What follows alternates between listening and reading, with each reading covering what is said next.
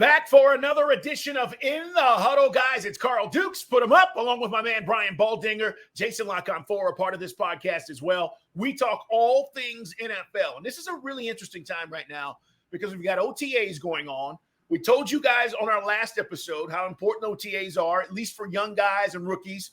And then we're going to get to a lot of teams next week getting into mandatory minicamp.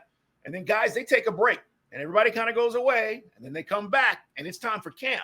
So right now, there's a lot of teaching, a lot of stuff going on. But, Baldy, you've been able to go to a couple of camps. You're going to Pittsburgh, I understand, next week. You're going to get a chance to visit with the Steelers? Yeah.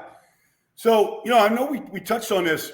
Today is Thursday, June 9th, for everybody listening, but or Friday, June 9th. So we visited on Wednesday, Carl, and we were talking about, I think OTAs are important. And one of the reasons, even Nick Sirianni talked about it yesterday with the Eagles, Carl, is – you really get a chance to really study, practice, and prepare situational football. I mean, it could be anything, Carl. It could be, finishing out a game, understanding the clock. It could be penalties. It could be, any part of this game, because these games can be swung on one play, one decision. And so when to challenge, when not to challenge. I mean, all these things can be talked through, walked through, discussed. Like, I just think situational football is something that, well, we got X's and O's and we've got this new coach and here's the system. Okay, it's all good. That's all important. We got to install this. That's one thing. And then I was at Dolphins practice Wednesday afternoon, Carl, and I was talking to Tua. And I saw him do a drill on Wednesday. He did bootlegs right and bootlegs left for 20 straight minutes, throwing the ball to Tyreek Hill. And I was saying to myself, man, Tua's been running a bootleg for a long time. He did a drill, literally 20 straight minutes. So Tua said, he goes, we're just drilling down, Baldy. We're drilling down right now. And I keep asking Mike, Coach McDaniel, hey, when are we going to install this new stuff and this fun stuff? And he goes, we're going to get there. We just want to make sure we're doing everything, every basic thing properly before we get to the next step. And sometimes it's just the rehearsal of those basics that are just so important, Carl. It's a great point, Baldy, because I got a chance to visit with Arthur Smith this week for the Atlanta Falcons, and he was stressing the same thing. Desmond Ritter's a young quarterback, and he was talking about repetition and putting him in these positions to make sure he used the word stressing him, right?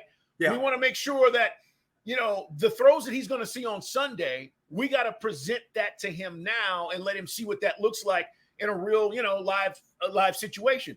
But Arthur described the OTAs as passing camp. He said, this is passing camp because we're throwing it around, to your point.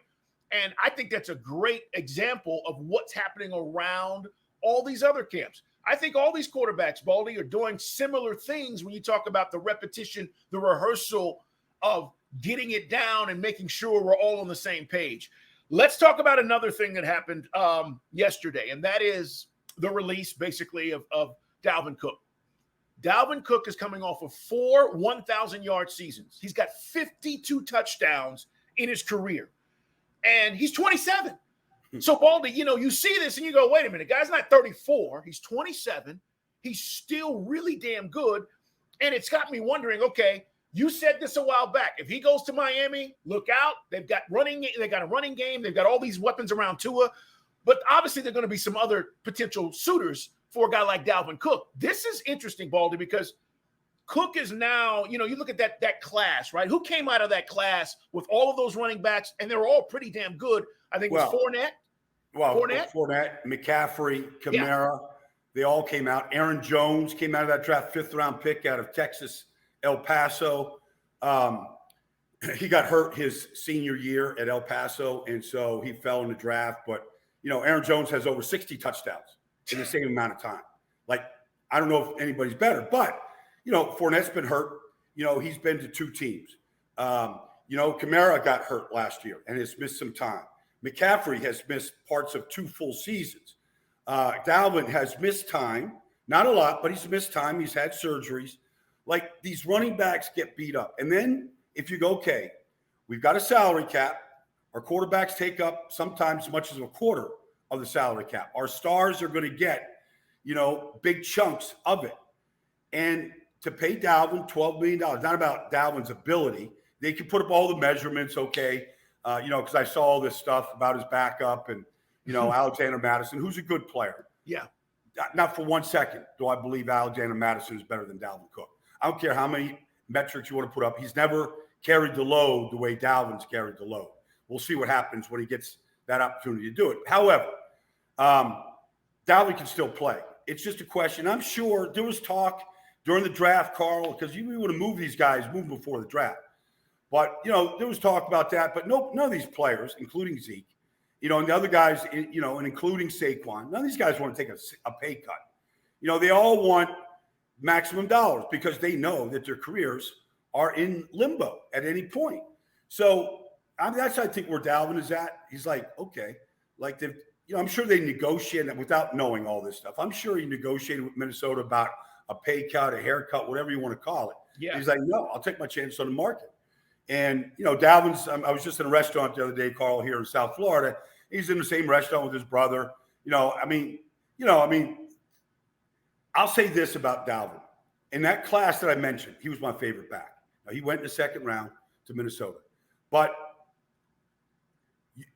I've sat down in the film room with Dalvin. That man loves this game. He's going to bring in energy and passion every day to a team, to an offense.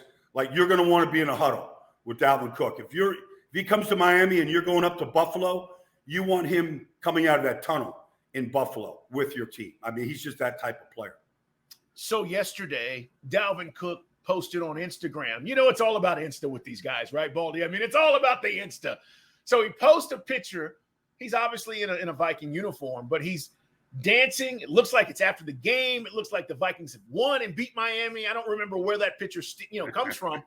But the insinuation was Hard Rock Stadium, Dolphins, right? This is like, hey, look at what I could do in this stadium. And so everybody was freaking out. Tom Pelissero covers the league and he does a great job. And he put that out there and people were freaking out. But I'll say this. We talk about Purple 8, right? Kirk Cousins. And you guys know, if you listen to this podcast, I was not a believer last year in the Vikings. They folded like a cheap suit when it came time to be, in the moment. But how much pressure did he take off of Kirk Cousins, to your point about who's going to step into those shoes? Because you could hand the ball off to Dalvin. You could hit him on the quick hitter, and he was going to get you 6, 7, 8, 10 yards. And I just don't think people realize how much better he made Kirk Cousins, and wherever he lands, Baldy, how much better he's going to make that potential quarterback. But he's also excellent in blitz pickup. I mean, he's just as tough as they come. Now, he's a Miami kid. Believe me, I'm here in South Florida. It's a good place to be. There's a lot of juice inside that team right now, a lot. And Dalvin's only going to bring a little bit more. And that's not to say anything about Raheem Mostert or Jeffrey Wilson or Devon Achane, who they drafted.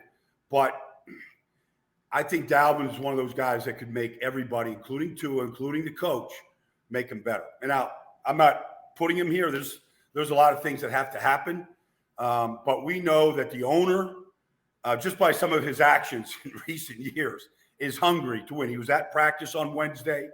Stephen Ross, he was out there watching everything.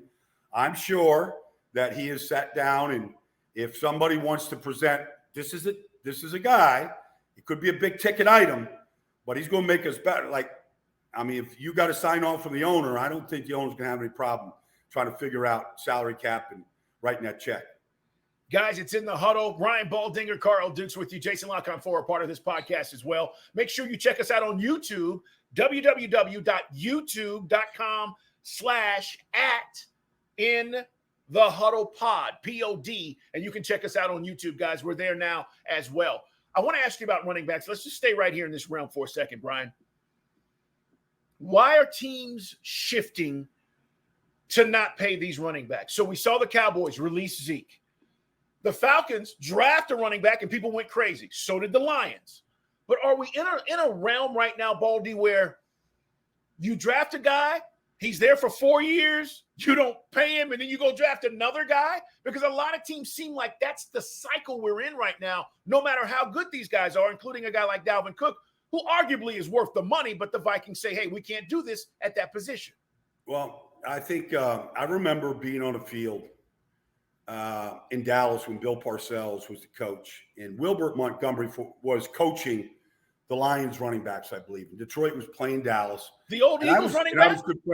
I was good friends with Wilbert. Yeah. And always have been. And Parcells sees him, and he waves him over. And he just says to Wilbur, he goes, they don't make them like you anymore. They don't make men, and this is not a knock, they don't make men that can just tote it 25 times a game and just year in, year out. Emmitt Smith, some of those guys. They're just not built like that anymore. And it's a passing game. And so, you could go find James Robinson when he came to Jacksonville, and he put up over 1,000 yards, and he was a free agent sign. I mean, you could just find these guys that you can get them for 2 years or 3 years. We know the shelf life is not long. And so Saquon, wants a big deal, but he's missed parts of 2 seasons, including one where it's a torn ACL. Breece Hall was on his way to winning Rookie of the Year. Yeah. Played 7 games last year, Carl. Like, it's just a tough game for any kind of running back to get longevity. Yeah. Speaking of running backs, Cowboys are talking about potentially bringing back Ezekiel Elliott. Now, I just want to address this, and let's talk about the Cowboys for a second, because Mike McCarthy's going to call the plays. Dak threw the most interceptions last year of anybody, missing 5 games, I believe it was, Baldy. And now you don't have Ezekiel Elliott, who you've said on this podcast time and time again, great, just like you just talked about Dalvin, at picking up blitzes, blocking, protection, which is a big part of the running back position. I don't know, I'm not knocking Pollard. I think Pollard is more explosive right now than Zeke was, and this makes sense. But what sense would it make for the Cowboys to bring him back only just, for a cheaper cost and just because of what he is in the locker room, even if they're really entertaining that? And I don't know if they are, but that's the rumor that's out there. Well, I think it's a strong rumor. I really do. I believe there's legs to this rumor. And here's why.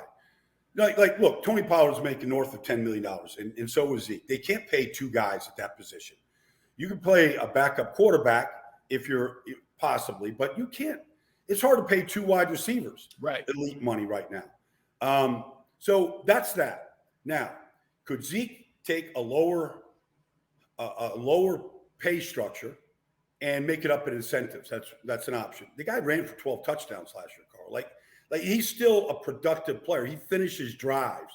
You want him out there on Wednesday in practice after a tough game on Sunday or Monday night. You just want him. Like he's just one of these guys. I mean, he likes the game, and Jerry likes him a lot. And so I believe now, I'm sure he's going to sit out there and see what the situation is. And if there's injuries, training camp, whatever, even to start the season, I mean, Zeke could come in and he could get picked up on Wednesday. He could start for you on Sunday. Like I think he could do that kind of thing. But we've seen this with the Chargers. Like they're just not going to pay some of these guys elite money. And so these running backs have got to realize that this is the economics of the game right now. Yeah. And it's not a lack of respect or anything else. It's just economics and metrics. And it's just hard. I mean, I was at the Eagles mini camp last week, and they've got a stable of running backs. They're 6 deep.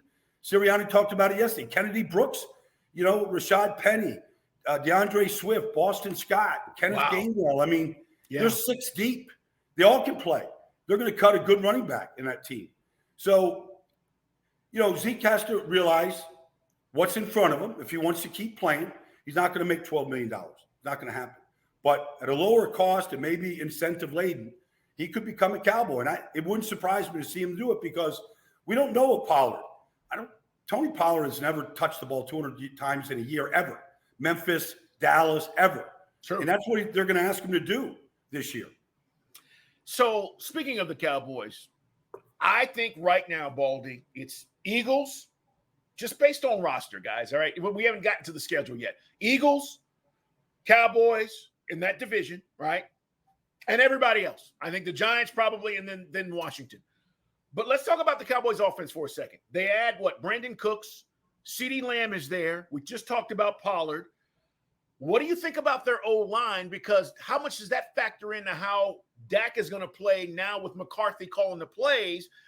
We mentioned this a couple of weeks back, guys. That I think Mike McCarthy said they sat down and watched every pass from Dak and all the interceptions. And he basically was asking Dak, why did you throw that? What did you do there? And they went through all of this. And that's, just work in the film room. But, Baldy, what about their O-line and how important that is to the success of this offense? Because I thought they had a really good offense going into that San Francisco game, and then they didn't really do anything. Well, they didn't score a touchdown, Carl. It's hard to win playoff games. You don't score a touchdown. They settle for field goals. It was a good game. I went back and watched that game. It was a good game for 3 quarters. They couldn't finish drives. But, they lost 2 starting tackles last year, Carl. You lose Terrence Steele, their starting right tackle. You lose Tyron Smith. You bring in Jason Peters. I mean, you're just trying to – you got a rookie in Tyler Smith. He's going, left guard, left tackle. I mean, he's being juggled, but I like him a lot. He's got to cut down his penalties. But, they're going to get those 2 starting tackles back. I don't care what team. Pick the Eagles, pick the 49ers. Give me a team, take away the 2 starting tackles, and let me know how your quarterback plays. Now, I'm not putting that on Dak. Dak made some fundamental errors last year. I will say this, if you give me a healthy Tyron Smith, and we got to see, there's injuries that start to add and accumulate there. You give me Terrence Steele back, who was a really free agent kid out of Texas Tech, but he's gotten better every year, and I think he could be a good right tackle in the league. You give me your starting tackles back. This CeeDee Lamb, I just broke down every catch of his last year, Carl. He had over 1,300 yards, 9 touchdowns. He's gotten better each succeeding year. He's gotten better. He is a number 1 wide receiver. First of all, he's as tough as Texas shoe leather. Over the middle, he'll take every hit. He gets right up. Not one of these guys that gets up slow. He gets right up. He can take a beating over the middle. Just keeps going. He can run routes. He can play outside. He can play inside.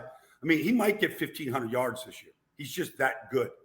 And he's got great hands. Now, you add Brandon Cooks to the equation, who's got speed, consistent, very consistent player.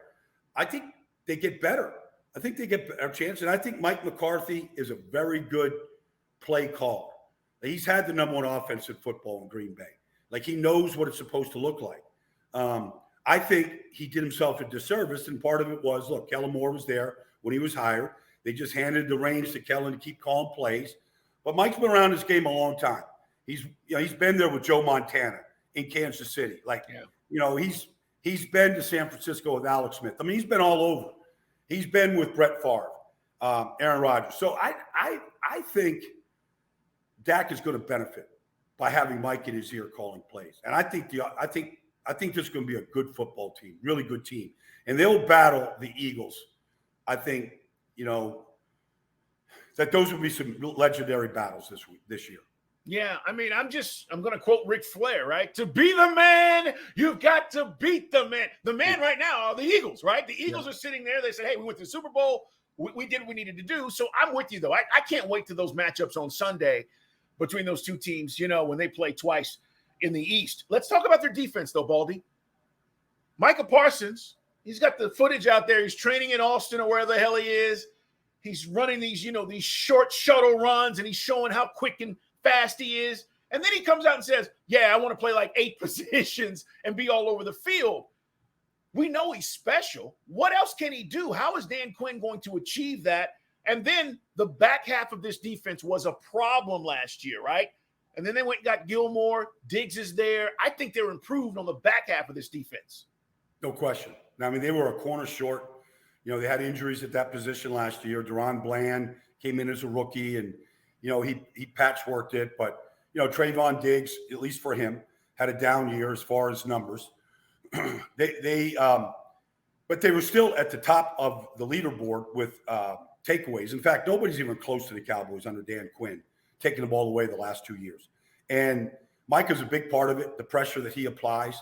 I think Mozzie Smith is going to help this defense, the defense tackle out of Michigan. Mike is coming on with me next week in the NFL Network. We're going to do some Baldy's breakdowns with Mike on TV. I'm looking forward to it. He doesn't have an interception. He doesn't sleep good at night when he gets a hand on the ball. He's just one of these guys. I could have had that pick. Those are the things. He could go get 2.5 sacks in a game, a forced fumble, and if he drops an interception, that's all he's thinking about. He's that type of player. I think this defense, their safety position is very good. Donovan Smith is a star that people don't talk about him. He is a good player. Third year under Dan Quinn, and I do believe Michael will be all over the place. Okay. Because I just think you got to maximize his talents. And so he's going to be stronger and bigger this year. It should cause problems off the edge more than he's already created, which is, to me, he's the number one disruptor in this whole business right now. And that's not taking anything away from Max Crosby or Nick Bosa or TJ or anybody else. Like, he's just a disruption. I call him the MPP, the Micah Parsons problem. So, I think this defense has everything it takes to be really good. Yeah, I do too. And it's funny because when Quinn got to Dallas, he talked about changing some things up.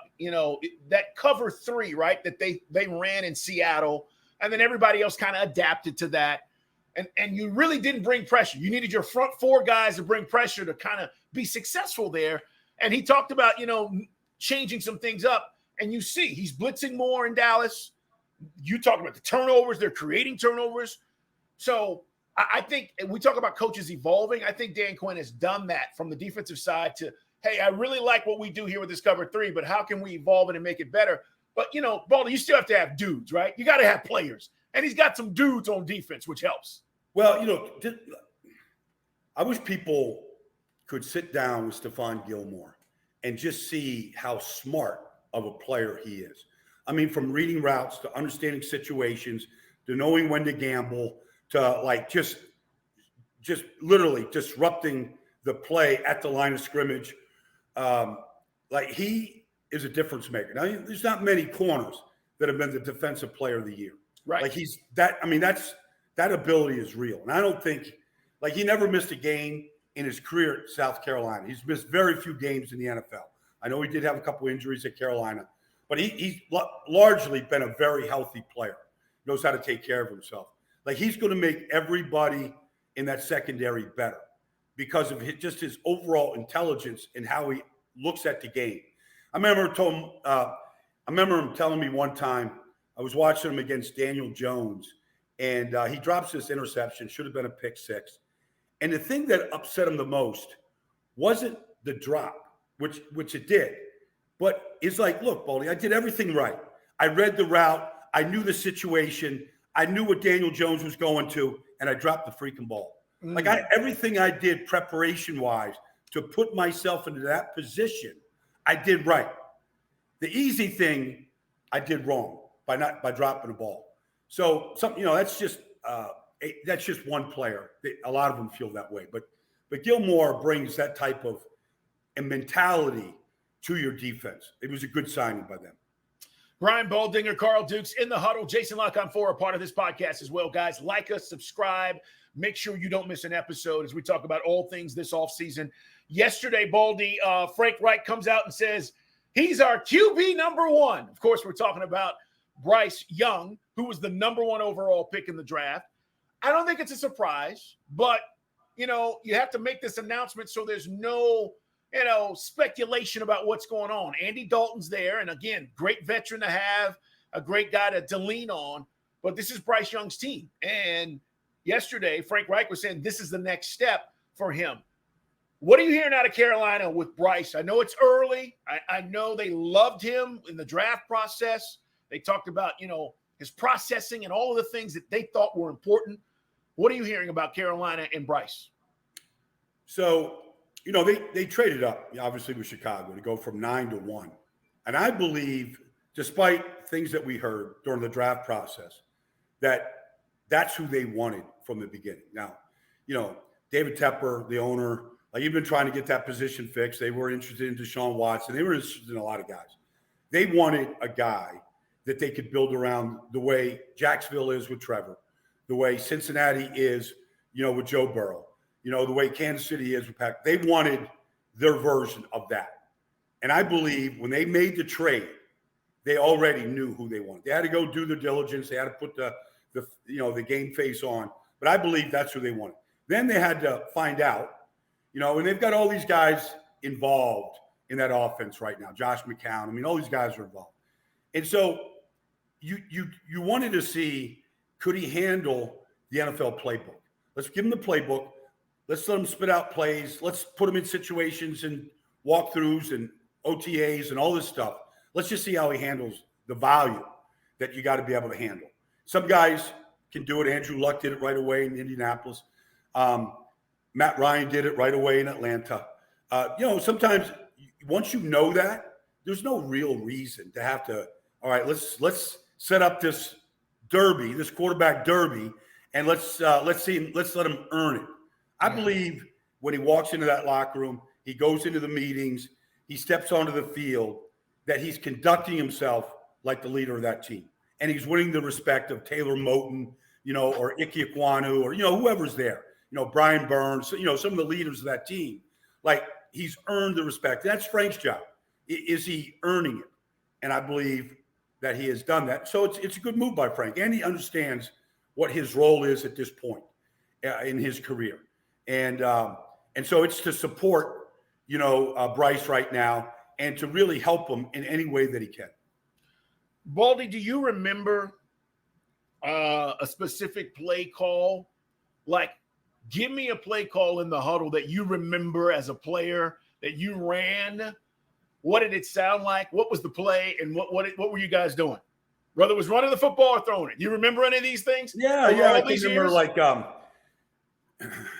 we used to run this play was based in Dallas. Basically, a version of the Vince Lombardi sweep that Landry took to Dallas with him. And we called it 28 power 28 Nero pinch. And so we used to run a play action pass, power 28 Nero pinch quarterback pass, X post, Drew Pearson to the post off a power sweep fake to Dorsett, sell the run, and hit the post to Drew Pearson, power 28 Nero pinch quarterback pass, X post. Okay. We're hitting Drew Pearson to the post. Like that still resonates in my head. What was your responsibilities there? You just I was a guard, so I was pulling. I was selling the run. It was actually an easy play, because Danny White or Gary Hogan, whoever the quarterback was, they were just going to fake it to Dorsett or kind of fake pitch it to him and roll out the other way and get the defense flowing and get yourself a play action pass and a chance for Pearson, to split the safeties, whatever the look was. Tony Hill on the other side, probably running some kind of a dig route. You're just going to highlight, high-low the safety in the middle of the field. And the reason why I say that, guys, is because if you hear these play calls in the huddle, they're so intricate, right? And, the play clock's running, coach is in your ear. I got to get the play out, and I got to make sure everybody's – it's just the hardest thing to do, man. When we talk about the quarterbacks in this league right now, to your point, Baldy, and that's why I bring that up. It's just so I got it. You just talked about him knowing the playbook, and we're talking about Bryce, but it's just you got to be on it. You know what I mean? Well, you do, and I'll just tell you a brief story. Like maybe 19. This is before electronics, right, where coaches could talk to the quarterback, and he had the electronics and helmet. But before that, one year in Dallas, I think it was '84, we rotated the plays in with the guards. So I was a guard. I rotated. And I go run the play, come off the field, standing next to Landry. And Landry is giving me the play, the next play. And I'm running onto the field, giving it to Danny White, getting in the huddle, and going to run my play. So you guys the offensive lineman had to know the plays? Huh? The offensive lineman relayed it from Landry to I ran the play in. Wow. I ran the play in from the sideline for a year. And then, you're playing Washington, and I got to block Dave Butts and remember the play and spit it out and run onto the field. I'm like, this is like it's just a hard assignment. There's got to be a better way. It's too much. All right. We talked about D-Hop, DeAndre Hopkins. He visited Tennessee. Do you think that's a real destination for him? That was one of his first visits. I think Vrabel came out and said, look, we want people who want to be here. I don't know if D-Hop wants to be there, but obviously he's taking these visits. We're not sure where he's going to land, guys. But right now, Baldy, there are two guys that I think could change the face of an offense. He's one of them, DeAndre Hopkins, and then now Dalvin Cook. Where are these two guys going to land? We're not sure, but what do you think about Tennessee? Is that a real landing spot for him potentially? Well, I think it's a potential landing spot. I mean, it's still Derrick Henry's team. I think Ryan Tannehill would love to have DeAndre Hopkins. Like, they missed A.J. Brown last year. Let's face it. I mean, it was, I don't care who was playing quarterback, and they played 4. But, it's a real position of need. Vrabel did not want to lose A.J. Brown. Maybe that's the reason why one of the reasons why the general manager got fired during the season, John Robinson. I'm not sure. But he would be a big asset to the team. But DeAndre Hopkins has, he had some success in Houston with Billy O'Brien and with Deshaun Watson. He had a year in Arizona where they did go to the playoffs. They did have some big wins. But I'm sure at this stage of his career, he'd love to be with a real contender. Now, I think Tennessee can contend because they're going to get their defensive line back healthy. And that's the foundation of the team. I don't know if the offensive line is fixed. They drafted some young guys. I don't know if Derrick Henry, can put up the type of numbers that he has, and they could be that type of offense anymore. But I just feel like DeAndre Hopkins at this stage, put me on a real contender. I think Tennessee can still contend with Jacksonville, but, Philadelphia, it's I don't think they're too rich at that position right now. He doesn't need to contend with A.J. Brown and Devontae Smith. Yeah. And I don't think Dallas is a good spot. But, if somehow Kansas City said, come on, we'd like to see you with Patrick Mahomes. Stop it. Could the rich get any richer? It's crazy. I mean, if that happens, it's almost like it's unfair. We talk about the cheat code in video games. I mean, that's Mahomes is doing all of this without a guy like Hopkins, and you bring him in. Guys, if the ball is in his catch radius, he's catching it. Yeah. This dude is catching the ball in one hand. Well, you got Kelsey inside. You'd have Hopkins outside. You'd have all these other guys, that are, auxiliary pieces, Sky Moore. All these young guys that are on the roster that, have a role. But ultimately, with the way Mahomes sees the field, look, they won a Super Bowl without Tyreek Hill. People didn't think that was possible. Well, Mahomes is just that good. If you give him a true X, good luck trying to defend that offense. All right, Baldy, I'm excited about next week because you get a chance to go visit one of my favorite places. I absolutely love Mike Tomlin, Steelers coach. I think he's the second longest tenured coach right now in the NFL. Him, Pete Carroll are behind, obviously, Bill Belichick. But just the way that he goes about his business. And you're going to have a chance to be up with the Steelers. That division, guys, and we'll get into this next week, but I just want to preview this quickly, Baldy. But, we talked about Lamar coming back and the Ravens and what they've done. New offensive coordinator in Todd Monken. Obviously, Joe Burrow. Joe's Joe, right? We don't even have to discuss that now. And what Cincinnati is going to be. And then you go, wait a minute. Well, what about Cleveland? And all I'm hearing out of Cleveland is that Deshaun Watson has been sharp. He looks good. And then you've got Nick Chubb coming out and saying, hey, I'm dedicating my season to Jim Brown. And I'm going, oh, great. That's all you need is a motivated Nick Chubb. So that division is going to be something else. But next week you get a chance to visit with the Steelers. I can't wait to hear what Mike T has to say and, what you think about Kenny Pickett. And you said this. They improved their offensive line in this draft, didn't they? Well, in free agency, too. They brought in Isaac Seumalo and Nate Herbig, play guard, compete at guard. Seumalo is an elite player. As smart an offensive lineman you're going to get. But, he's what you want at right guard. That's just plug and play. And, obviously they went out and, drafted themselves, jumped up in front of New England, drafted themselves Broderick Jones, who he's 21 years old, Carl. He's 21 years old, and he's 325 pounds, and he looks like he's a skinny power forward. The guy's going to fill out. That was a big priority. I was in Latrobe last summer for Steelers training camp, and I'm in the main office, and I'm looking, for a friend of mine who's, assistant GM, whatever. And Tomlin shows up, and he sees me, and he's like, I've known him since he was a defensive back coach in Tampa with Tony Dungy and, all that group, Lovie Smith.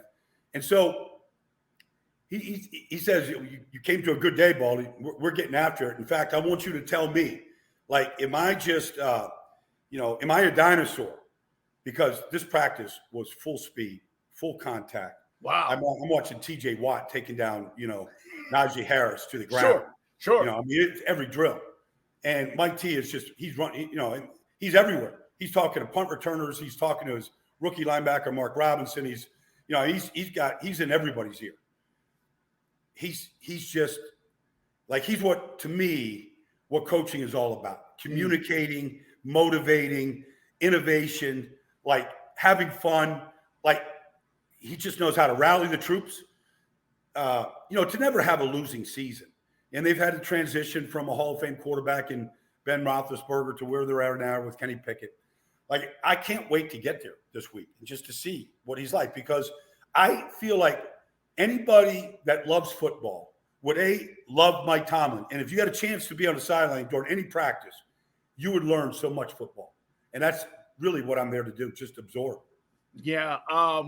His coaching tree, and we'll talk a little bit about this next week, but his coaching tree and the guys he's connected with in the league and guys that I know, like, I said this to you, everybody loves Mike T. Like, there's not one person I've ever ran into in the NFL that went, man, let me tell you, Mike Tomlin, none of that. Like, I never got, it's always been Mike T. I was there a year. I was there 5. I was there 2. Best time I ever had. Let me tell you this about it. And that is a cool thing about coaching, is that connection you get, right, with players, and how when guys leave for whatever reason, it's the NFL, that they still have that love, respect, and admiration for you. That's what he gets. That's what he gets. The thing about Mike, he's got family, he's got sons, I think he's got 3 kids. Obviously the family's a family, the wife. But he doesn't have any other interest, Carl. Like, he's not out there on the golf course. He's not out there like, on a speaking tour. Like, he just wants to coach. That's it. Like, there's no other hobbies. There's no other interest. Like, remember when they were coming after him a couple of years ago about these college openings? And he just finally just sat. He just, like, I just want to address this once and for all. Like, I'm not going anywhere. I'm the Steelers coach. I'm not interested in any of these other jobs. I'm not recruiting. I did that when I was at, I don't know, Cincinnati or William & Mary, whatever. Like, I'm not doing it. I'm the Steelers head coach, and I'm not going anywhere. And it's just like, that's it. That's what Mike Tomlin wants to do. He just wants to coach, which is the way it should be. I agree. Baldy, great stuff. Next week, guys, we'll be talking about that. We'll be talking about that division. We're also going to cover a couple of other things that are looming right now as we get to mandatory minicamp. I think it's 21 teams next week, guys, that go to mandatory minicamp from 9. I think it's 9 this week and then 21 next week. Let me just address one thing, because I don't know if we did this in the last podcast. The Jets canceled next week's minicamp. And so people were like, oh, well, what's going on? They're speculating. I'm listening to the speculation. I'm like, look, they play the Hall of Fame game this year, Carl. And so they're going to camp a week earlier than everybody else. They're playing 4 preseason games, not 3. Okay. And so they're just using that week, that extra week in training camp to get ready for the Hall of Fame game as their mini camp. And so that's what, Joe Douglas and Robert Saleh, they decided, look, we don't need to be on the field any longer. We've gotten a lot done. We're going to camp earlier than anybody else in this whole league. And so that's why they canceled next week's minicamp. All right. That makes sense. I think that game is like August 3rd. So it's really early, right? Makes total sense. Brian Baldinger, follow Baldy. Carl Dukes with you. Jason Canfora, part of this podcast as well, guys. It's in the Huddle. Subscribe. Check us out on YouTube. Tell your friends and like us. Everybody have a great weekend. We're back at you next week. Lots more football conversation. Everybody have a great day.